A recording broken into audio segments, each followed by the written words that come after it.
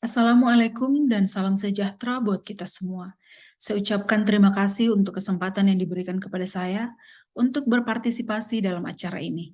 Perkenalkan, nama saya Aurelia, saya dari Yayasan Pengembangan Kesehatan dan Masyarakat Papua di Timika. Hari ini saya akan membawakan presentasi yang berjudul Screening Tuberkulosis Komprehensif dan Pemberian Pengobatan Pencegahan pada Warga Binaan dan Karyawan di Lembaga Permasyarakatan Kabupaten Mimika. Saya mohon izin untuk menyampaikan paparan saya dalam bahasa Indonesia. Lapas merupakan area yang memiliki risiko tinggi penularan TB karena kepadatan penduduk dan intensitas kontak yang tinggi.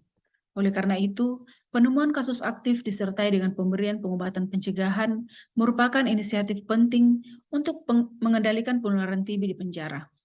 Lapas kelas 2 Kabupaten Mimika sudah melakukan screening TB secara rutin setiap 3 bulan sekali dengan melakukan pemeriksaan dahak pada warga binaan yang menunjukkan gejala TB, tetapi tidak ditemukan adanya kasus TB.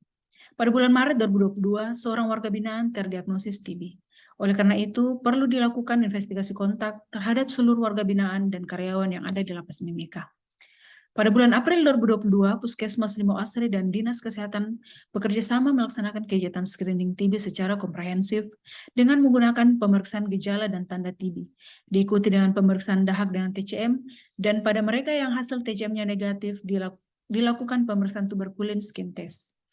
Obat TB dan pengobatan pencegahan TB diberikan kepada mereka yang terdiagnosis TB aktif atau TB laten. Pada kesempatan ini, saya akan melaporkan jumlah penemuan kasus TB aktif dan TB laten setelah dilakukan screening TB komprehensif dari bulan April sampai Juni 2022. Lapas Mimika terletak di Kecamatan Limau Asri dan memiliki daya tampung sebanyak 260 narapidana. Selama kegiatan screening, ada 358 warga binaan dan kami juga melibatkan semua staf untuk berpartisipasi dalam screening TB tersebut. Screening TB dilakukan berdasarkan tanda dan gejala TB. Pemeriksaan dilakukan dengan mengambil dahak, kemudian diperiksa dengan menggunakan TCM. Setelah ada hasil TCM dan menunjukkan hasil positif, maka dilanjutkan dengan pemberian pengobatan TB. Tetapi jika hasil TCM negatif, maka dilanjutkan dengan pemeriksaan tuberkulin. Lebar durasi untuk melihat bahwa pasien positif yaitu minimal 10 mm dan pada pasien HIV 5 mm. Ronsen dada tidak memungkinkan untuk dilakukan karena tidak ada alat ronsen portable. Data lain juga dikumpulkan dari Sistem Informasi Tuberkulosis atau SITB dan catatan screening TB di lapas. Data dianalisis secara deskriptif menggunakan Microsoft Excel. Dari hasil penelitian, ada 397 warga binaan dan karyawan yang mengikuti screening TB secara komprehensif. Kami melakukan screening komprehensif tersebut pada 358 atau 90,2% warga binaan dan 39 atau 9,8% staf. Karakteristik warga binaan. Lebih dari 90% laki-laki. Hampir 80% berasal dari suku non-Papua dan sebagian besar atau 72% berusia 20-40 tahun. Dari 358 warga binaan yang diperiksa, ada 10 yang hasil TCM-nya positif dan mendapatkan pengobatan TB. Dari 349 warga binaan yang hasil pemeriksaan TCM-nya negatif, ada 307 yang mengikuti screening TB laten dengan pemeriksaan tuberkulin. Karakteristik pegawai lapas yang mengikuti screening. Dari 39 pegawai, hampir 90% laki-laki, 84% dari etnis non-Papua, 87% berusia 20-40 tahun, dan tidak ada pegawai yang hasil TCM-nya positif. Semua pegawai mengikuti screening dengan tuberkulin. Dari 307 warga binaan atau 86 dari total warga binaan yang mengikuti uji screening dengan tuberkulin, ada 234 atau 76% yang hasilnya positif. Sementara dari 39 pegawai lapas yang mengikuti uji screening, ada 30 yang hasilnya positif. Sebanyak 223 warga binaan mengikuti pengobatan pencegahan TB dengan regimen 3 bulan isoniazid dan rifampicin sekali seminggu. Seluruh pegawai lapas yang hasil tuberkulin tesnya positif juga mendapatkan pengobatan pencegahan TB. Hingga hari ini ada 194 warga binaan yang sudah selesai pengobatan.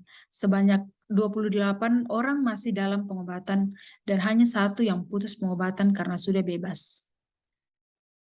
Sementara untuk pegawai, 29 dari 30 pegawai sudah selesai pengobatan, dan ada 1 yang putus berobat karena cuti panjang.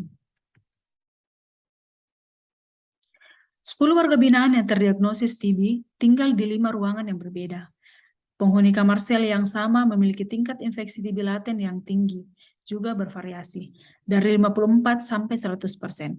Sementara di kamar yang tidak ada penderita TB, ada 25 kamar atau 61% yang lebih dari 70% penghuninya memiliki infeksi TB laten, dan ada 8 kamar atau 20% yang lebih dari separuh penghuni yang menderita infeksi TB laten. Kegiatan ini merupakan screening TB komprehensif pertama menggunakan tuberkulin skin test dan TCM di Kabupaten Mimika. Prevalensi infeksi laten TB di lapas Mimika tergolong tinggi, yaitu 71,7%.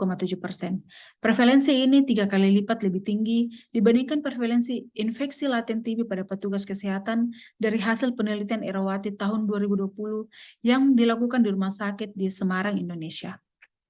Ronsen dada idealnya bisa digunakan untuk narapidana dengan tanda dan gejala TB dan tuberkulin positif, tetapi ekspert negatif untuk bisa mendiagnosis TB secara klinis.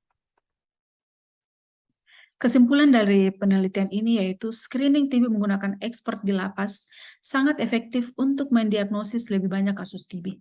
Tingginya proporsi warga binaan yang mengalami infeksi TB laten menunjukkan adanya proses aktif penularan bakteri TB di lapas. Kami merekomendasikan untuk melakukan screening TB secara rutin dan komprehensif bagi seluruh penghuni lapas untuk mencegah dan mengendalikan wabah TB di lapas.